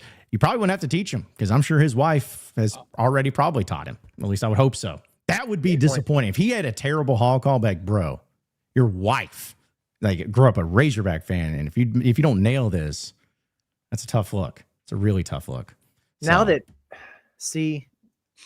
I've seen that interaction, just the way he carries himself, I just can't get past Hunter Yurachek last night. There's no way that this head football coach that he doesn't know about that he hasn't seen it, and that he doesn't feel some type of way. Maybe that's the hang up. Maybe they had a conversation. It was like, hey, yeah, I'm in. I'm all about it. Fax it over in the morning. We'll get it signed. And then he saw that, and then they were waiting. They turned the fax machine off, turned it back on again. It's like, hey, you can send it via email if that's easier for you. Dropbox it or something. And he's just like, I need a little bit more time to think about this. Well, let's go ahead and make that into a great segue because we are going to react to that stupid video. But what's not stupid is HD Roofing Construction being our official sponsors of our heavy hitters, because we know storms can always hit unexpectedly. So you got to be sure to contact HD Roofing for your peace of mind with a free inspection to make sure your roof is good to go this winter. When it comes to snow, ice, winds, anything, they're going to have you covered, because when you choose HD Roofing, you can rely on that professionalism, top quality materials, expert installation, all of that for your roofing needs. You have two options. If you're in the Northwest Arkansas area, you can call their new office at 479-957-1928. That's 479-957-1928. Or if you're in the Central Arkansas area, call 501-428-0429. That's 501-428-0429. You can also check out their website, hdarkansas.com. Scan that QR code right there on your screen. It's HD Roofing and Construction, the official sponsors of our heavy hitters here on Inside Arkansas. All right. We'll get to your chats again, folks, and more. Appreciate everybody tuning in, but we got to play this last night. We were not going to go, even this was all part of the plan from Yurachek to try to get this stuff leaked out to avoid talking about it. He wasn't going to get by us. And not so fast, my friend. We got to play this, as we know, Hunter Yurachek, the athletic director of Arkansas, but also the college football playoff chairman. Let's talk about the playoffs, and I'm just going to play the video and we'll react to it. Impact potentially could it be on Ole Miss if it's determined they don't have their head coach in the field? 6, 7. But seriously, Rich, we didn't. Oh, brother. I'm going to play it again, and everybody just cringe. Just cringe with us all on this. Field. 6, 7. 6, Oh, 7. the silence is 6, deafening. 7. It's only like 2 seconds. That is the longest silence of all time. Where Reese, quote unquote, Rich Davis. Oh my gosh, bro. Oh my God. That silence was a long stretch there. The rich aspect of this too, just to add to it. My goodness, man. I got so many text messages from other media, from other schools, from national guys, from people I know that are friends that don't even care about the Razorbacks. Billy Lucci of Texags messaged me, was like, "What is this?" And it embarrassed me. It had nothing to do with me, but I was just embarrassed beyond belief. There is nothing and I mean this, guys. Like, I don't get awkward and uncomfortable with the like you said, the silence, Ellis, because it's there, mainly because of the delay, which should have been known. But man, just this again. 6-7. Like, it is officially, I think it might have been already played out. I think this was the moment that the 6-7 thing finally dies. 6-7 is over, bro. Yeah, it's over. Yes. And it's like, if you're going to do it, do it with some enthusiasm about the 6-7. Oh, I think he shouldn't have led with it, frankly. I think he should have answered the question and then said, but who knows? It could be 6-7, maybe at the end of your soliloquy, but like starting off the rant with that is tough. Just awful. I see Nep says Reese was definitely fake laughing. Yeah, that moment there, it had to have been, whoever was in his earpiece, like, hey, just chuckle. Please just laugh. This is funny. Yeah. It's like, and I wonder, it's like, did he think he was did he plan that? He's like, hey, I wonder if he says like the team switched from 6 to 7. He's like, I'm gonna bring that up. I would say he definitely planned it. It's just rough. And I thought his first performance was bad. Not the college football playoff chair. That one takes the cake. And like after that, it doesn't even matter what was said. It was just like, sheesh. And I'm not, again, I know I have my issues with Hunter Yurachek, as we all know and stuff, but it's like, this isn't even just a thing of like, oh, I can't wait to just find the smallest things to bash him over. It's like, no, this was something that, Barstool Sports brought up that, they were talking about on Saturday Down South. And it's not just something that only us know about. It's like, yeah, it was bad. So I'm sorry. Get the name right. Come on, man. Yeah. Rich, 6-7. You're just off to a roaring start. So maybe just communication's not his thing, like maybe he's just not comfortable with that. Yeah. Certainly not an important quality at all for a leader of an athletic department and college football playoff committee, but whatever. Certainly overrated. Let's see. Is he off the hook? If they finish this higher, is Hunter off the hook? For off me, the hook is probably a stretch, but he's safe for like a week. Okay. Yeah, I see. That's my thing. Is I'm like, he's not off the hook, but he is at least going the right direction. He's like, he's kind of moving forward to that. It's got to depend on the funding around it, the excitement around it, and the mentality around it. Because here's another thing too, guys. And again, it's not official, so keep saying that. At the time of we're doing this, it's not official. But if he could just listen to one piece of advice. Don't be snarky in your press conference. Don't be snarky. Don't come out and just basically be like, yeah, to all those fans out there that thought that I wasn't doing a good enough job, what say you now? Like, don't do that. Just own the hire and be excited about it. But fans already don't like you as it is. You don't have to come out and spike the ball because he's been snarky. He's had snarky tweets. He's had snarkiness. Don't do that. Just be excited about the hire in the future and have some self-awareness. That's all I'm asking. Let's see. Again, like, we appreciate so many people tuning in to this. This is awesome here. Let's see. Eris says, member, he's been a member for 4 months. Appreciate it. Says Golesh is a hell of a recruiter as well. I think it could be as solid as a hire as you could get considering the circumstances. Sold. So there you go. Yeah. People are pumped up and excited about it too. By the way, do you guys have any heavy hitters? I guess we could have gotten into that just to know what the direction was going to go if we just wanted to use Hunter Yurachek as our heaviest of hitters, like hitting of irony and cringe. But yeah, no, that'll work. Okay. Anthony Black, 31 points, career high. Shout out to him. There you go. Yeah, there you go. Tennessee, go. Rick Barnes. Rick Barnes is my heavy hitter. Yeah. Regular season Rick is inevitable, boys. It's always going to be a thing. They beat Houston. It's hell of a win. Well, I mean, I was texting you, dear, and I thought they were about to get run out the gym, bro. They got down 10 like pretty quick, and I was like, dude, Houston is tough, man. Yeah. Sheesh. Yeah. And I guess my other little random heavy hitter is shout out to Colorado State for hiring Jim Mora from UConn. That is not like a move that I would have expected. Seems like kind of lateral, but still. Yeah, not Colorado, Colorado State. Yeah. Going from UConn. It's like, all right, cool. That works. Guys, I know that we've all been trying to monitor chats and keep up with everything. Is there anything that I missed in the chat or any discussions on the Golesh side or anything? No. Okay.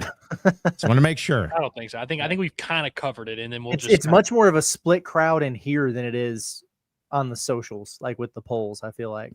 Yeah. On whether or not this is a good thing. But I would agree with that. Teach their own, man. I get it.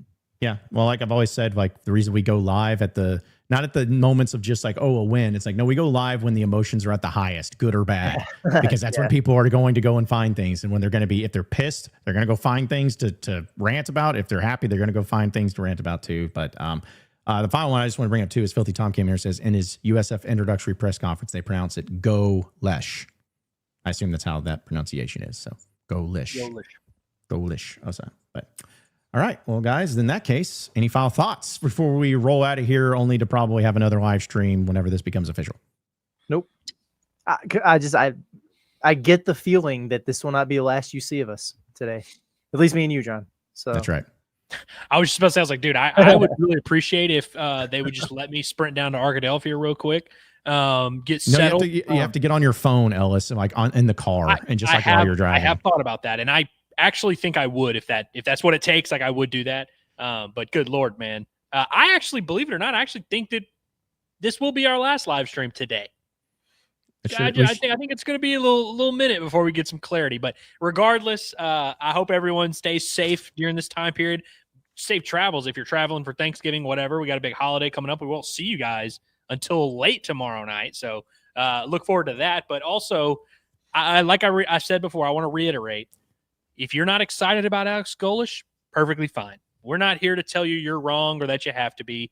If you are excited about Alex Golesh, great. That's all fine and dandy. If you're kind of waiting to see how this thing plays out, that's fine and dandy too. We're just here to talk about it all, dissect it, help you guys, react, process, all those fun things. And I hope we did an okay job today of being rational and, seeing it from all angles, all that. But regardless, appreciate you guys for tuning in. We'll see you soon, hopefully. Yeah. Yeah, exactly right. We thank everybody. And again, anytime the official hire is made, or if it's not Alex Golesh, we will be live. So if we don't hear anything about that, then Pod at the Palace postgame show following Arkansas and Duke tomorrow night. We'll be right here at Inside Arkansas, and hopefully that ends up being some positive news, regardless of the coaching search. But we're all going to have it right here at Inside Arkansas, so be sure to subscribe. Yeah. Let's have a good Thanksgiving, everybody, with great food, great vibes, great family time, and a great Razorback win over the Duke Blue Devils. So it's going to be awesome, but be sure to keep it right here at Inside Arkansas. Subscribe to us here on our YouTube page. Check us out on all of our audio podcasts, wherever they're found. And that'll do it for us today, potentially. So for Andrew Ellis, as well as Curtis Wilkerson and intern Cameron, I'm John Neighbors. Same sports show, same sports channel. Next Monday, have a great and happy Thanksgiving, everybody. We will see you then.